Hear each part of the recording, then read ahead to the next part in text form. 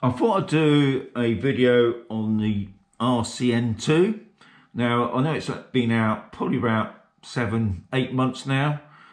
Now, the reason why I've got the RCN2 is because I've just bought myself the Air 3. Now, that'll be another video. I'll be telling you the reasons why have I bought the Air 3 now, not hanging on maybe for the Air 4 that might come out later this year. But I'll give you a video reason why I bought it now. Anyway, RC-N2. If you look at them, they look very similar. One of those is the RCN2 and one of those is the RCN1. And also I've got the RC2 here. God, it's confusing, isn't it? Anyway, what's the difference between the RCN1 and the RCN2? So here's the RCN1, here's the number 2. If you look at them straight away, you think there's nothing, it looks the same. But if you look closely, obviously things have changed. So if you look onto the return to home and pause button, what they've done now, they put lettering in there now. And it's the same as the mode thing as well. I prefer personally to have the SIN, the normal and the sport. It's all right doing the letters, but that's older people. Can we remember all these things? What's the C stand for? Okay, so it means the SIN, but they've changed it. They think it's make it a lot more easier.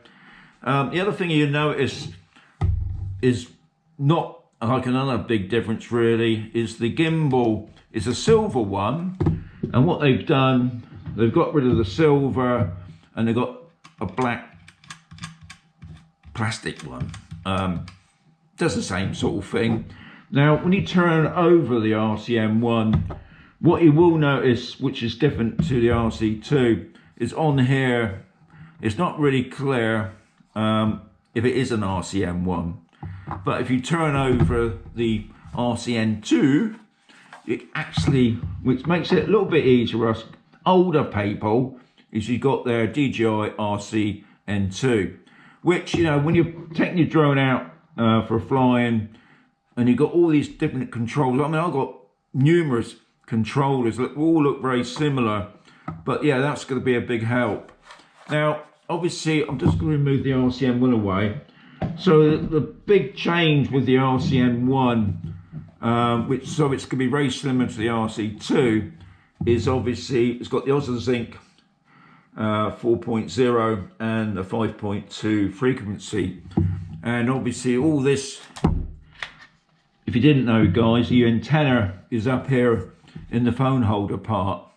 So, and I watched a video by Gavin, I just put up his YouTube channel, very good channel, very informative. Now he did a range test and surprisingly there was no difference at all between this one and that one.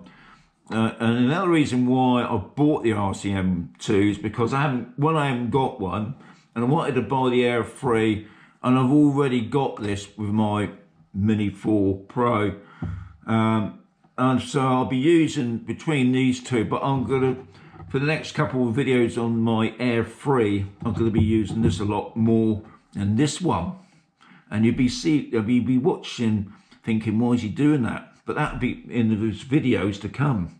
Anyway, I hope you find that useful, guys. If you've got any comments or you've got any information, mainly, because I don't know it all, maybe there's a few things I missed out on there. I can't think what.